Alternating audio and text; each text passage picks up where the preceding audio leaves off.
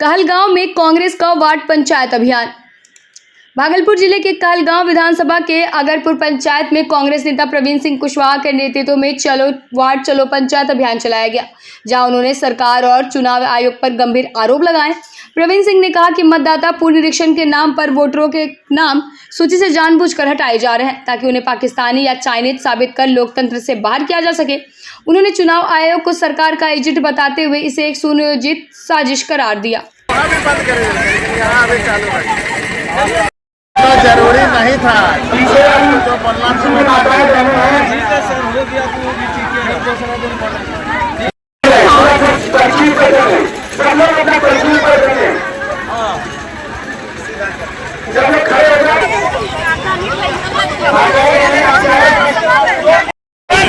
पूरी पर्ची के साथ अपना हाथ ऊपर कर लें।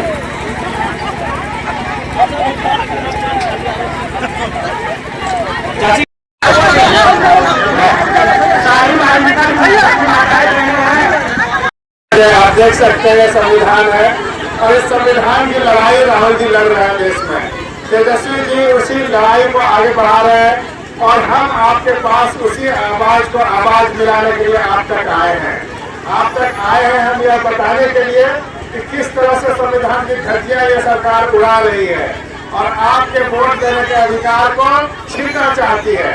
आप सोचिए, जो 11 कागजात चुनाव आयोग ने मांगे थे, उस 11 में से एक भी कागजात किसी के पास उपलब्ध रहता है? रहता है उपलब्ध? नहीं रहता है, नहीं मिलता है, तो वोट देने का अधिकार छीन जाता है। जब हम लोगों ने प्रोटेस्ट किया, विपक्ष के नेताओं ने प्रोटेस्ट किया, राहुल जी ने प्रोटेस्ट किया, तब जाकर उन्होंने कहा, एक एडवर्टीजमेंट दिया चुनाव आयोग ने कि अब बीएलओ के विवेक पर निर्भर करेगा कि वो गाँव में जाकर इंक्वायरी कर ले और अगर उसको लगे कि हाँ ये वोटर है तो बना दे सकता है। इसका मतलब क्या होता है? पहले इतना हार्ड कागज और अब बाद में इतना फ्री कर दिया। उसका मतलब समझने की कोशिश कीजिए। महाराष्ट्र में इन्होंने एक एजेंसी में 30,000 वोट बढ़ा। बंद घर में पड़ी सेंधमारी, अधिवक्ता के घर से लाखों की चोरी। भागलपुर के बाईपास थाना क्षेत्र के जमनी गांव में एक अधिवक्ता के बंद घर को चोरों ने निशाना बनाते हुए लाखों रुपए की संपत्ति चुरा ली। पीड़ित निखिल कुमार ने बताया कि जब वे किसी काम से बाहर गए हुए थे, तभी चोरों ने मौका पाकर ताले तोड़े और घर से नकदी, कीमती गहने, इलेक्ट्रॉनिक सामान और घरेलू सामान समेत करीब 5 से 7 लाख की चोरी कर ली। स्थानीय थाने में शिकायत दर्ज कराई गई और पुलिस अब सीसीटीवी फुटेज के आधार पर जांच में जुटी है। वारदात के बाद इलाके में दहशत का माहौल है और लोग पुलिस गश्ती की कमी को जिम्मेदार ठहरा रहे हैं। क्या मामला है? मामला यही है कि हमारा यहाँ घर जमनी में बना हुआ नया घर है हमारा। थाना प्रभारी के द्वारा हमको फ़ोन से माध्यम से सूचना मिला कि हमारे घर में चोरी हो गया है। हम यहाँ लगभग 10 महीना से नहीं आ रहे थे क्योंकि हमारा एक केस मुकदमा चल रहा है। यहाँ के कुछ लोगों के द्वारा हमको डिमांड किया गया था 20 लाख रुपया का कि यहाँ रहना है तो डिमांड करना। हम नहीं आ रहे थे। अभी थाना प्रभारी के हमको द्वारा सूचना मिला कि आपके घर में चोरी हुआ है। हम सूचना पर आए यहाँ। हम आके जब अपने घर में घुसे, अंदर से देख रहे हैं तकरीबन मेरा 20 से 25 कुंटल छड़ चोरी हो गया है। लगभग 12-14 पंखा जो ऊपर लगा हुआ था, सीसीटीवी कैमरा पूरा चारों बगल मेरा सीसीटीवी कैमरा लगा हुआ था। सीसीटीवी कैमरा चोरी हो गया, डीवीआर चोरी हो गया, कंप्यूटर सिस्टम जिस पर कैमरा चलता है। अनुमानित कीमत कितना होगा लगभग? कीमत सर तो आप समझ ही सकते हैं कि 25 कुंटल छड़ ही है सिर्फ। कितना होगा? आपको नहीं, कुछ तो कम से कम तो होगा, तो 10 लाख का सामान तो होगा ही। छड़ है, छर्री चोरी हो गया, सीमेंट था, पलंग चोरी हो गया, पीतल का बर्तन चोरी हो गया, चौकी चोरी हो गया, कंप्यूटर सिस्टम चोरी हो गया। तो क्या चोर के बारे में कुछ पता चला? चोर के बारे में अभी हमको कोई सूचना नहीं मिला है। कोई वीडियो जो है थाना प्रभारी महोदय को दिया गया था, जो मेरा सामान लोड करके ले जा रहा था ग्रिल वगैरह को, तो थाना प्रभारी के द्वारा गाड़ी को जब्त कर लिया गया। अब इसके बाद तो थाना प्रभारी साहब बताएंगे। आप अपना परिचय बताइए। मेरा नाम नितेश निखिल है, अधिवक्ता हम भागलपुर व्यवहार न्यायालय में है। गुरु पूर्णिमा पर कांवरियों का जनसैलाब। आषाढ़ मास की पूर्णिमा और गुरु पूर्णिमा के पावन अवसर पर भागलपुर के सुल्तानगंज स्थित अजगैबीनाथ धाम में श्रद्धा का सैलाब उमड़ पड़ा। जहां लाखों कांवरियों ने उत्तरवाहिनी गंगा में डुबकी लगाकर भगवान भोलेनाथ के लिए गंगा जल भरते हुए बोलबम के जयकारों के साथ 105 किलोमीटर की पैदल और वाहनों से यात्रा शुरू की। बिहार, झारखंड, बंगाल समेत अन्य राज्यों से पहुंचे भक्तों में विशेष उत्साह देखने को मिला। वहीं कलकत्ता के कांवरिये इस बार भगवान गणेश के विशाल कांवर के साथ यात्रा पर निकले। गुरु को भगवान मानने की परंपरा के तहत श्रद्धालुओं ने गुरु और शिव दोनों का आशीर्वाद लेकर देवघर बैजनाथ धाम की ओर कूच किया। श्रावण माह के आरंभ से पहले यह आध्यात्मिक नजारा मानवता, आस्था और परंपरा की अनूठी मिसाल बनकर रह गया। सुरक्षा को लेकर प्रशासन भी मुस्तैद नजर आया। गुरु पूर्णिमा को क्या महत्व है इस बारे में? गुरुर् ब्रह्मा गुरुर्विष्णु गुरुर्देव महेश्वरः गुरुर् साक्षात् परब्रह्म तस्मै श्री गुरुवे नमः। गुरु का महत्व माता के बाद गुरु का महत्व होता है और गुरु ही जो है हमें ईश्वर की प्राप्ति कराने में सहायक है। उनके द्वारा ही हम ईश्वर को, भगवान को, प्रभु को देख सकते हैं। यह उनमें ही यह शक्ति है कि हमें भगवान से दर्शन करने का रास्ता दिखाने का शक्ति सिर्फ गुरु में है। भागलपुर में इनोवा की तेज ओवरटेक से बड़ा हादसा, बाइक सवार 2 युवक घायल। भागलपुर के बाईपास थाना क्षेत्र में मंगलवार को टूटा पुल के पास अफरा तफरी मच गई, जब इनोवा कार की तेज ओवरटेकिंग के चलते बाइक सवार 2 युवक गंभीर रूप से घायल हो गए। घायल युवक राजू ने बताया कि वह बाइक चला रहा था और उसका दोस्त पीछे बैठा था। तभी तेजी से ओवरटेक करती इनोवा ने उन्हें असंतुलित कर गिरा दिया। स्थानीय लोगों की तत्परता से पुलिस मौके पर पहुंची और दोनों घायलों को जगदीशपुर रेफर अस्पताल भेजा गया, जहां उसकी हालत अब स्थिर बताई जा रही है। अभी यहाँ पे कैसे एक्सीडेंट हुआ? वो हम लोग धीरे धीरे से आ रहे थे, वो फॉर्च्यूनर पूरा स्पीड से आया, पूरा एकदम हम लोग को कट मार के उड़ा दिया। हम लोग गिर गया, पैर कलट गया, मेरा पैर टूट गया। कहाँ से आ रहे थे? कटियामा से, 13 मील कटियामा। घर वही है? हाँ, थाना रजाउल। और जब एक्सीडेंट हुआ तो तुम क्या हुआ, गिर गए पूरा? हाँ, पूरा हम गिर गए। अच्छा, अपना नाम बताओ। मोहम्मद उमर। उधर से आ रहे थे, अचानक से गाड़ी आ गए तो इसी आती हो गया। किधर से आ रहे थे? कटियामा से आ रहे थे। अच्छा ठीक है, तो क्या हुआ फिर? फिर क्या हुआ, फिर आने से ऐसे अचानक से आ गया गाड़ी बीच में। तो गाड़ी एक्सीडेंट हो गया तुम्हारा, है ना? हाँ। तो कैसे हुआ, धक्का किस तरह से लगा, कुछ तो मालूम होगा? इतना मालूम ना, अचानक से गाड़ी आ गया बीच में, कंट्रोल नहीं कर पाया, सामने आ गया, अचानक से आ गया तो ब्रेक मारते चढ़ गया। तो ओके, तो ये बताओ कि गाड़ी कौन चला रहा था? गाड़ी हम चला रहे थे और तुम्हारे साथ पीछे बैठा था? हाँ। तो तुमको चोट लगा और वो दूसरा वाला कहाँ है? वो मेरा भांजा है। अपना नाम बताओ। लमडी राजू। जगह बताओ, कहाँ से आ रहे थे? कटियामा से। अपनी गाड़ी लेके पीछे जा रहा था, हमारे आगे एक इनोवा गाड़ी जा रही थी और मैं उसके जस्ट पीछे था, लेकिन हमारे साइड से इनोवा जो ओवरटेक क्रॉस करते हुए आगे बढ़ा जाए और जैसे आगे बढ़ा, ये टूटा पुल जो पुरानी है, तो टूटा पुल के पास जो है वहीं पर टर्निंग से एक मोटरसाइकिल आ रही थी। वो जो भी गाड़ी था, फॉर्च्यूनर था, इनोवा, जो हम देखे नहीं, नंबर उसका नोट है मेरे पास। नंबर है ना आपके? हाँ, नंबर है मेरे पास। और उसके बाद जो है उधर से जो मोटरसाइकिल आ रहा था, बहुत जोरदार एक्सीडेंट हुआ और 2 लड़का था, एक लड़का इधर गिर गया, एक उधर गिर गया। फिर मैंने परिचय दीजिए। मेरा नाम मिजाजुल हक है, मैं एजुकेशन। आप उनके पीछे जा रहे थे? पीछे प्रत्यक्षदर्शी हैं? हाँ, हम प्रत्यक्षदर्शी हैं। तो फिर मैंने 112 को कॉल किया। घर कहाँ हुआ आपका? मेरा घर मुजाहिदपुर है। मुजाहिदपुर। बात कटिहार के सिख मॉनिटरी मेडिकल कॉलेज में भाजपा नेता का अवैध कब्जा। कटिहार के सिख मॉनिटरी मेडिकल कॉलेज में भाजपा प्रदेश अध्यक्ष दिलीप जायसवाल द्वारा लंबे समय से अवैध कब्जे का आरोप जनसुराज पार्टी ने लगाते हुए इस गंभीर मामले को प्रकाश में लाया है। पार्टी प्रवक्ता बाबुल विवेक ने प्रेस वार्ता में बताया कि यह कब्जा बिहार की पूर्व मुख्यमंत्री राबड़ी देवी के दौर से जारी है और मुख्यमंत्री नीतीश कुमार के सुशासन के दावों की भी पोल खोलता है। जांच के लिए कटिहार के तत्कालीन एसपी को जिम्मेदारी सौंपी गई है, लेकिन एसपी की पत्नी को ही कॉलेज से मेडिकल डिग्री मिलने के चलते निष्पक्ष जांच पर सवाल उठते हैं। जनसुराज पार्टी ने इस पूरे प्रकरण की उच्च स्तरीय जांच और दोषियों के खिलाफ सख्त कार्रवाई की मांग की है। जायसवाल के ऊपर कोई कार्रवाई नहीं हुई, उन्होंने जो अपनी मनमानी थी वो की। इतना ही नहीं, इस पूरे मेडिकल कॉलेज को जो हड़पा गया, इस प्रकरण में राजेश शाह नाम के एक व्यक्ति थे जो उसी कॉलेज के थे, उनकी हत्या कर दी गई। और जब राजेश शाह की हत्या होती है, राजेश शाह की हत्या के बाद जिस आईपीएस अधिकारी जो तत्कालीन एसपी थे किशनगंज के, उन्होंने जो जांच किया और इनको दिलीप जायसवाल को क्लीन चिट दिया, उसी एसपी की पत्नी ने उसी एमजीएम कॉलेज से एमबीबीएस की डिग्री बाद के दिनों में ली। तो ये पूरा घालमेल और साठगांठ है सत्ता का, पूरा घालमेल और साठगांठ है राजनीतिक दलों का आपसी, और सत्ता और अधिकारियों का पूरा घालमेल बिहार में किस प्रकार से चल रहा है, जो नागरिकों के अधिकारों का हनन करता है, जो किस प्रकार से नागरिकों के साथ खेला जाता है, उनके अधिकारों के साथ खेला जाता है, ये पूरा प्रकरण इसको बयां करता है। पिछले 25 साल में अलग अलग दलों की सरकार रही, उन सरकारों में से किसी ने आवाज नहीं उठाया दिलीप जायसवाल के खिलाफ।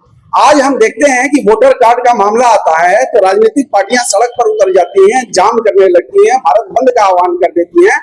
भारतीय जनता पार्टी और राजद को अगर हम देखते हैं मीडिया में तो ऐसा लगता है कि दोनों एक दूसरे के जानी दुश्मन हैं, लेकिन अंदर खाने बात यह चलती है कि उसी मेडिकल कॉलेज से अलग अलग दलों के 50 परिवारों के बच्चों ने उसी एमजीएम कॉलेज से पढ़ाई की है। बिहार में लठबंधन का तमाशा, मंत्री श्रवण कुमार का तंज, जिसकी लाठी उसकी भैंस।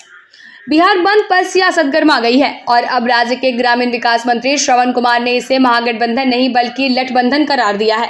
भागलपुर में पत्रकारों से बातचीत करते हुए मंत्री ने तंज कसा, जिसकी लाठी उसकी भैंस, क्योंकि राजद विधायक खुद भैंस लेकर सड़क पर उतरे और कार्यकर्ता लाठी का प्रदर्शन कर रहे थे। मंत्री ने इसे जनता को गुमराह करने और अराजकता फैलाने का हथकंडा बताया। साथ ही पप्पू यादव पर हमला बोलते हुए कहा कि राहुल गांधी काफिले में उन्हें घुसने तक नहीं दिया गया। इससे साफ है कि बंद के आयोजकों के बीच तालमेल सही नहीं है। जनता को ये जो गठबंधन है इनका लठबंधन है, और इस लठबंधन में जो उसकी लाठी उसकी भैंस है। एक तो से पूरा गए तो पता चला कि वहाँ भैंस पर चढ़ गया था एक विधायक की, वो गिर गया। अब दूसरा देख रहे हैं कि गाड़ी पर चढ़ रहे थे वो गिर गए, और तीसरा देख रहे हैं कि दुकानदार का देख रहे हैं कि आप ही लोग के चैनल पर किसी पर देखा कि दुकानदार बेचारा रो रहा है, छाती पीट रहा है, हमारा रो रहा है। ये भी देखा हमने कि एम्बुलेंस जा रही है, मरीज जा रहा है, मरीज को हॉस्पिटल नहीं जाने दिया। तो इस प्रकार के जो लोग हैं जिनके पास मानवता कैसे आगे बढ़ सकता है, मानवता के बारे में सोचते नहीं है, तो ये लोग गठबंधन वाले लोग के बारे में बिहार की जनता जानती है। इसका यही असर होने वाला है। पप्पू यादव तो अपने आप को बहुत बड़े नेता मानते हैं, समझते हैं। उनको भी जब ढकेल के नीचे कर दिया और तभी वो कांग्रेस का ही गुणगान गा रहे हैं। तो महान है वो नेता जिनको ठेल के बाहर किया जा रहा है, भाषण लंबा लंबा, और उनको जो है तेल करके मंच पर चढ़ने नहीं दे जा रहा है। उनको समझना चाहिए कि उनकी इज्जत जब वहाँ नहीं है, बिहार की जनता देखी तो खाली बड़बोलपन से काम नहीं चलेगा। उनको इस तरफ देखना पड़ेगा कि भाई ये लठबंधन वाले जो गठबंधन है, इसमें बिहार की जनता का तो छोड़ दीजिए, नेताओं का भी सम्मान नहीं है। ये बात समझना चाहिए। सुप्रीम कोर्ट ने बिहार वोटर वेरिफिकेशन पर रोक से किया इनकार। सुप्रीम कोर्ट ने बिहार से वोटर वेरिफिकेशन प्रक्रिया को फिलहाल रोकने से इनकार कर दिया है, जिससे एसआईआर प्रक्रिया जारी रहेगी। कोर्ट ने मतदाता पहचान के लिए आधार, मतदाता पहचान पत्र और राशन कार्ड समेत कई दस्तावेज को वैध माना है, पर चुनाव आयोग को दस्तावेजों को लेकर स्पष्टीकरण देना होगा। इस फैसले को लेकर कांग्रेस विधायक अजीत शर्मा ने चुनाव आयोग पर लोकसभा चुनाव से पहले यह कदम नहीं उठाने और आम जनता के वोट के साथ अन्याय करने का आरोप लगाया। इस संवेदनशील मामले की अगली सुनवाई 28 जुलाई को होगी।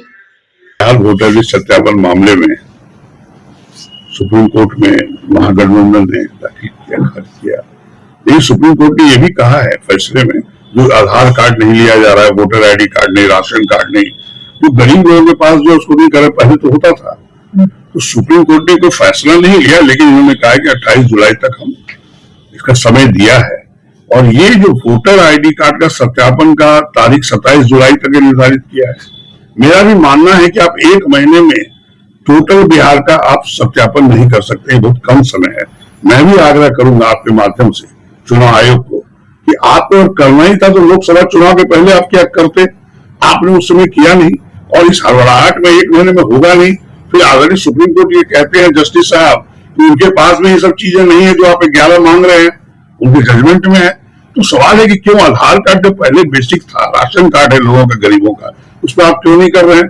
इस पर सुप्रीम कोर्ट को बोलना चाहिए था लेने के लिए, लेकिन उन्होंने समय दिया है। इसलिए अब तो इतनी जल्दी 27 तक खत्म भी कर रहे हैं और 28 को फिर से जजमेंट होगा। तो मेरा लगता है कि ये बिल्कुल अन्याय है जनता के साथ। ये साजिश है जनता के वोट को काटने का।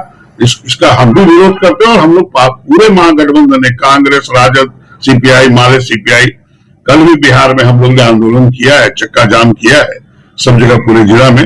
मैं आग्रह करता हूं चुनाव आयोग से, इस पर आप संज्ञान लीजिए और आधार कार्ड, राशन कार्ड भी मान्य हो। गरीबों को वही है।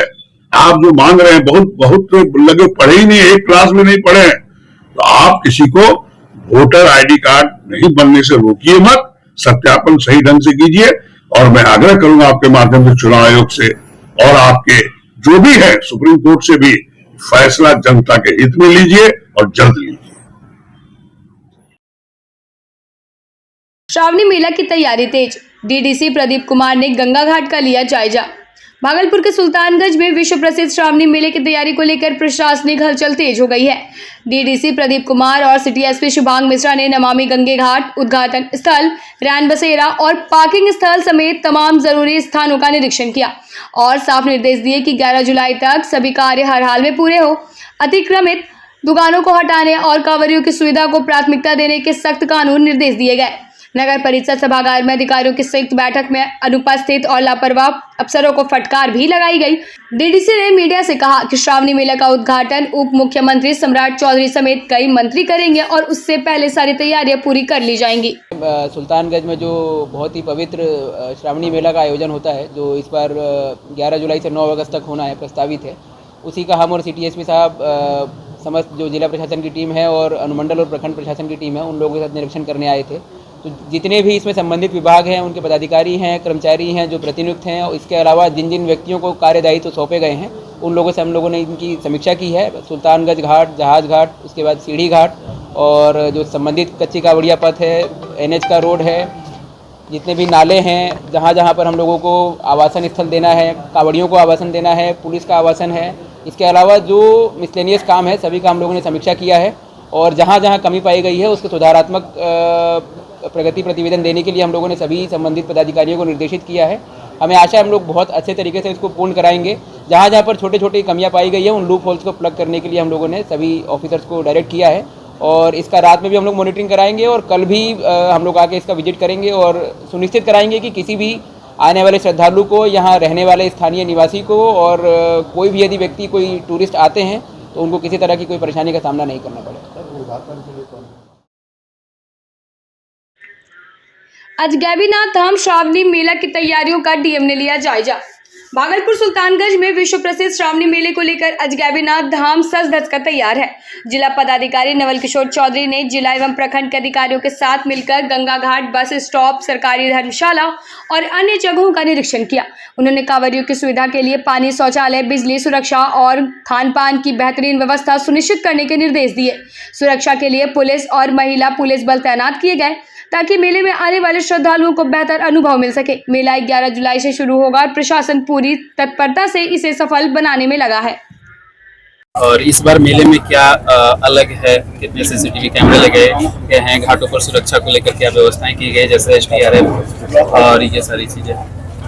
इस बार जो सुल्तानगंज में श्रावणी मेला है, कल यानी 11 जुलाई से शुरुआत होना है और इसको लेकर के आप देख रहे हैं व्यापक तैयारियां हम लोगों ने किया है। अपने कांवरिया बंधु को रुकने के लिए भी हम लोगों ने व्यवस्था किया है। जो पंडाल में आपको दिख रहा है, और यहाँ स्टेज है जहाँ पे कि हमेशा कार्यक्रम होगा। जो नमामि गंगे घाट है, यहाँ पे गंगा आरती के लिए भी हम लोगों ने स्टेज बनाया है। काफी संख्या में यहाँ चौकी लगी हुई है जहाँ पे लोग पूजा कर सकते हैं। वहाँ से जल लेने के बाद पूजा करेंगे, फिर अपने गंतव्य स्थान पे जाएंगे। इसके अतिरिक्त सभी कांवरियों के लिए हम लोगों ने रास्ता की साफ सफाई है, टॉयलेट की साफ सफाई है, पानी की व्यवस्था है, शौचालय की व्यवस्था है।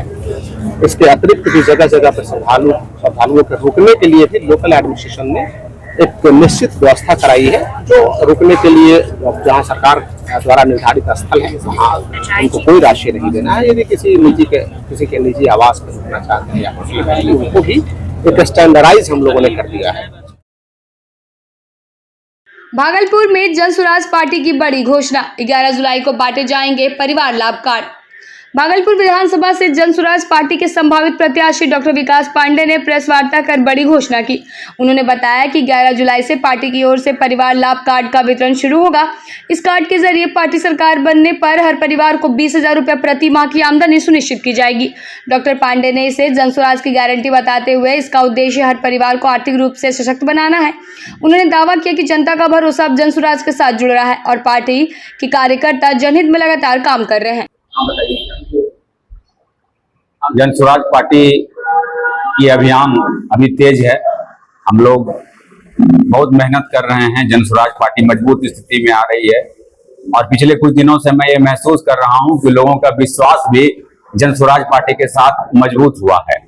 इसी विश्वास के दौर में जन स्वराज पार्टी के तरफ से एक परिवार लाभ कार्ड, नोट करिएगा, परिवार लाभ कार्ड हम लोगों को देने जा रहे हैं।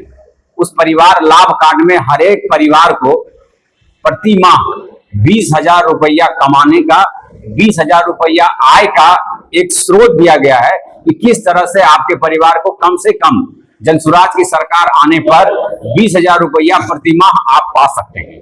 इसके लिए एक कार्ड है जिसका ये कार्ड कल 11 तारीख से इस कार्ड का वितरण होगा और मैं जनता से आह्वान करता हूं कि लोग आकर के इसमें जुड़ें और इस कार्ड को प्राप्त करें ताकि वो जन स्वराज की इस गारंटी का लाभ उठाएं।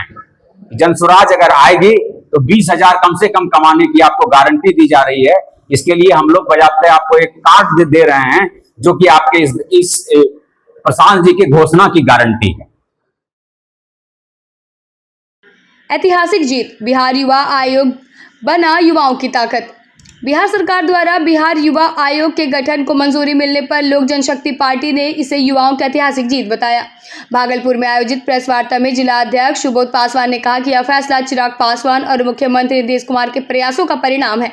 अब राज्य का हर युवा इस आयोग के माध्यम से सरकार तक अपनी आवाज पहुंचा सकेगा। 45 वर्ष से कम आयु के युवाओं को शामिल करने वाला यह आयोग शिक्षा, रोजगार और कौशल विकास के मुद्दों पर काम करेगा।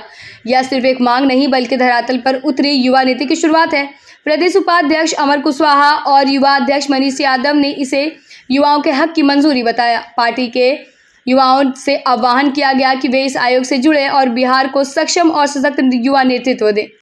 हमारे प्रदेश के मुख्यमंत्री श्री नीतीश कुमार जी द्वारा युवा आयोग का जो गठन को लेकर जिस तरह से उन्होंने गठन को स्वीकृति दी है उसके लिए माननीय मुख्यमंत्री जी का पहले मैं दिल से आभार व्यक्त करता हूं। ये मांग हमारे आदरणीय राष्ट्रीय अध्यक्ष चिराग पासवान जी ने जब पहली बार सदन को पहुंचे थे तो उन्होंने ये मांग सदन में उठाया था कि युवा आयोग बने। देखिए, युवा आयोग से हमारे प्रदेश के जो युवा हैं किसी भी क्षेत्र में अगर आपकी रुचि पढ़ाई में है तो पढ़ाई के क्षेत्र में, आपकी रुचि खेलने में है तो खेलने के क्षेत्र में, आपकी रुचि अगर फिल्म स्टार बनने की है तो किसी भी क्षेत्र को लेकर युवा आयोग बनने से उस क्षेत्र में आप मजबूती से कैसे आगे बढ़ें उसके लिए जो है युवा आयोग का गठन किया गया है कि आपकी प्रतिभा को वेस्टेज ना जाने दिया जाए। आप जो प्रतिभा आपके अंदर है उसको सरकार पहचाने और सरकार उसको निखारे।